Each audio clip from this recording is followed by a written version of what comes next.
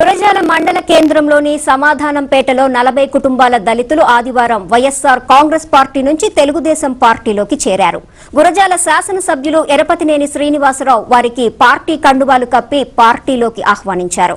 ముఖ్యమంత్రి చంద్రబాబు నాయుడు దళితులకు చేస్తున్న సంక్షేమ కార్యక్రమాలకు ఆకర్షితులై వీరంతా టీడీపీలోకి చేరారని ఎమ్మెల్యే ఎరపతినేని శ్రీనివాసరావు తెలిపారు.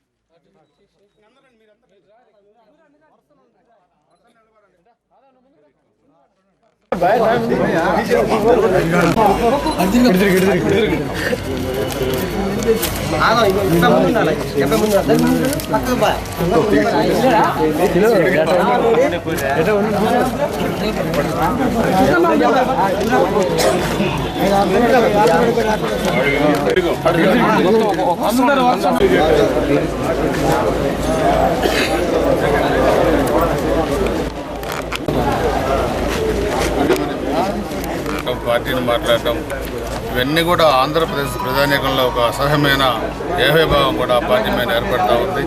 ఒక పిల్ల శాసలతోనే ఆ పార్టీని నడిపిస్తూ ఉన్నారు. ఒక ఫ్యాక్షనిస్ట్ నాయకుడు ఏ విధంగా వ్యవహరిస్తాడో ఉదాహరణ వైఎస్ జగన్మోహన్ రెడ్డి ఈరోజు అసెంబ్లీలో ఆయన ప్రవర్తన చూస్తూ ఉంటే కూడా ఆంధ్రప్రదేశ్ ప్రజానీకం మొత్తం కూడా అదేవిధంగా అనుకుంటా ఉన్నారు. కాబట్టి వీటన్నింటినీ కూడా పరిగణలో తీసుకొని ఈరోజు ఆంధ్రప్రదేశ్లో అనేక మంది దళితులు కానీ లేకపోతే బీసీ వర్గాలు కానీ మైనార్టీ వర్గాలు కానీ తెలుగుదేశం పార్టీ వైపు ఆకర్షితులవుతున్నారు. అన్ని జిల్లాల్లో కూడా మనకి ఇదే వాతావరణం కనపడుతూ ఉంది. ఈ రాష్ట్రాల్లో అన్ని వర్గాల అభ్యున్నతి కోసం అన్ని వర్గాల ప్రజా సంక్షేమం కోసం పాటుపడేది ఒక తెలుగుదేశం పార్టీ. ఒక చంద్రబాబు నాయుడు గారు ఒకటే జయంతి కూడా ఈరోజు చాలామంది ముందుకు వస్తూ ఉన్నారు. వాళ్ళందరూ కూడా పార్టీలో సముచితమైన స్థానంతో పాటుగా వాళ్ళ జీవన విధానంలో సమూలమైన మార్పులు తెచ్చేదానికి కూడా తెలుగుదేశం పార్టీ ప్రయత్నం చేస్తుంది. వాళ్ళకి అన్ని విధాల ప్రభుత్వం నుంచి వచ్చే ఆర్థిక సహాయం కానీ అదేవిధంగా స్కీమ్స్ కానీ అన్ని విధంగా వాళ్ళకు కూడా గుర్తింపు చేసి వాళ్ళని కూడా అన్ని విధాలుగా ఆదుకోవడం జరుగుద్ది.